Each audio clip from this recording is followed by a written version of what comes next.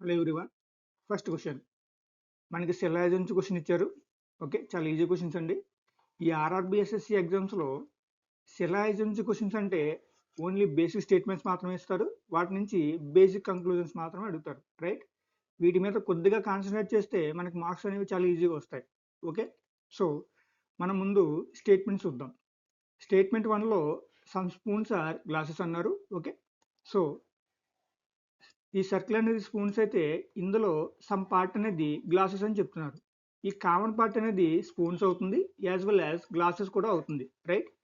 Statement 2లో all plates are glasses అన్నారు. అంటే ఆల్ ప్లేట్స్ అనేవి గ్లాసెస్లో పార్ట్ కింద ఉంటాయి. ఇప్పుడు కంక్లూజన్ చూద్దాం.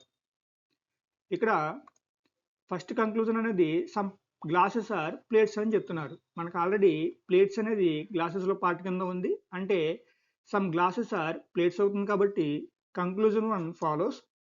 Second conclusion some glasses are spoons అన్నారు. మనకి ఈ కామన్ పార్ట్ అనేది స్పూన్స్ అవుతుంది, యాజ్ వెల్ యాజ్ గ్లాసెస్ కూడా అవుతుంది, రైట్? సో సమ్ గ్లాసెస్ అనేవి స్పూన్స్ అవుతున్నాయి కాబట్టి కంక్లూజన్ 2 ఆల్సో ఫాలోస్. ఓకే, మనకు ఆన్సర్ అనేది conclusion 1, conclusion 2 follows, right? Next question.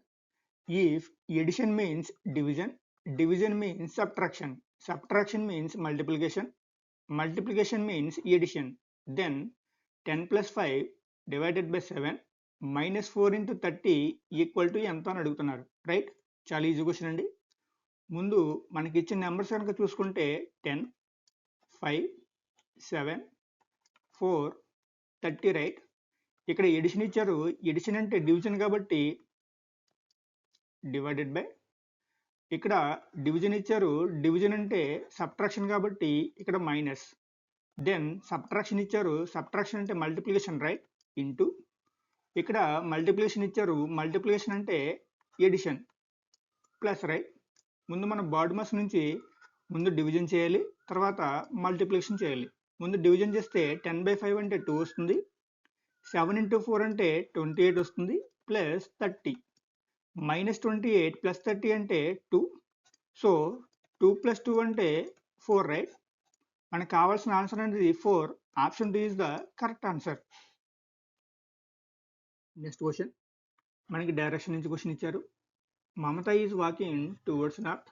After walking 4 kilometers she turns right and then walks for 3 kilometers. Now how far and in which direction is she from the starting point? Okay, చాలా easy question అండి. మనకి directions అనేవి ఇది north, south, east, west, right? Mamata అనేవారు ఈ point నుంచి, అంటే ఇది మనకి స్టార్టింగ్ పాయింట్. స్టార్టింగ్ పాయింట్ నుంచి నార్త్ డైరెక్షన్లో 4 kilometers ట్రావెల్ చేశారు. 4 kilometers ట్రావెల్ చేసిన తర్వాత ఆమె రైట్ టర్న్ తీసుకుని చెప్తున్నారు. సో రైట్ టర్న్ అంటే ఈ డైరెక్షన్. రైట్ టర్న్ తీసుకున్న తర్వాత 3 kilometers ట్రావెల్ చేశారు. అంటే మనకి ఇది 3 kilometers. సో ఇది ఎండ్ పాయింట్. మన క్వశ్చన్లో ఏమడుతున్నారంటే మమత అనేవారు స్టార్టింగ్ పాయింట్ నుంచి ఎండ్ పాయింట్కి ఏ డైరెక్షన్లో ఉన్నారు, అలాగే ఎంత డిస్టెన్స్లో ఉన్నారని ఫైండ్ అవుట్ చేయమన్నారు. ఇక్కడ మనం అబ్జర్వ్ చేస్తే ఇది మనకి రైట్ యాంగిల్ ట్రయాంగిల్లో ఉంది, రైట్? రైట్ యాంగిల్ ట్రయాంగిల్లో హైపోటెనస్ అంటే root over side square plus side square. So ఇది మనకి 5 వస్తుంది. స్టార్టింగ్ పాయింట్ నుంచి ఎండింగ్ పాయింట్కి డిస్టెన్స్ అంటే 5. ఇప్పుడు ఏ డైరెక్షన్లో ఉందో చూద్దాం.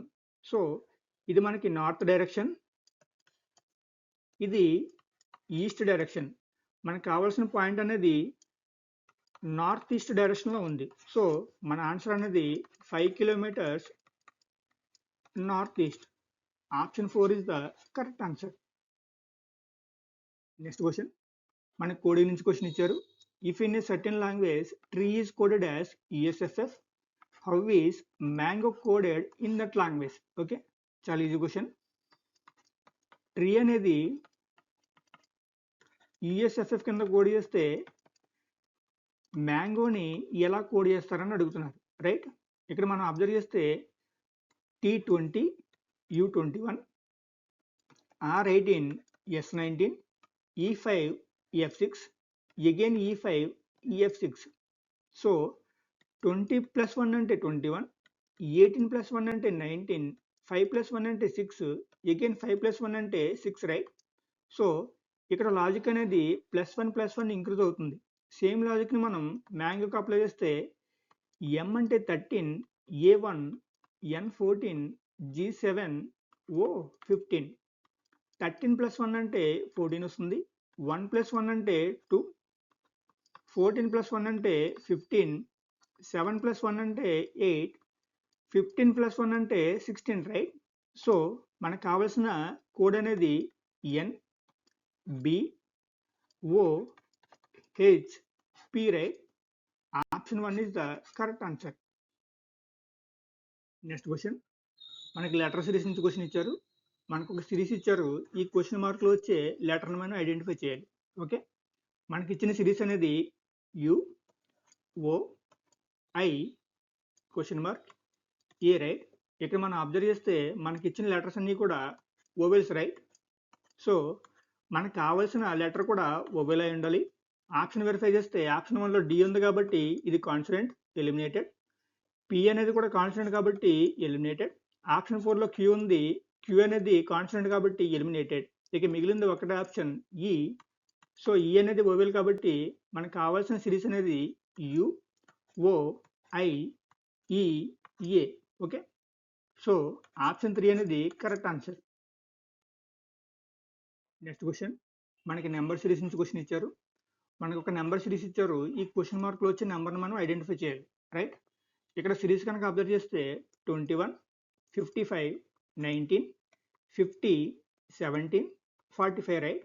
సో ఇక్కడ నెంబర్స్ అనేవి ఇంక్రీజ్ అవుతుంది, అగైన్ డిక్రీజ్ అవుతుంది, ఇంక్రీజ్ అవుతుంది, డిక్రీజ్ అవుతుంది, అగైన్ ఇంక్రీజ్ అవుతుంది. కాబట్టి ఇక్కడ లాజిక్ అనేది మనం ఆల్టర్నేటివ్గా చెక్ చేస్తే ఈజీగా వస్తుంది, రైట్?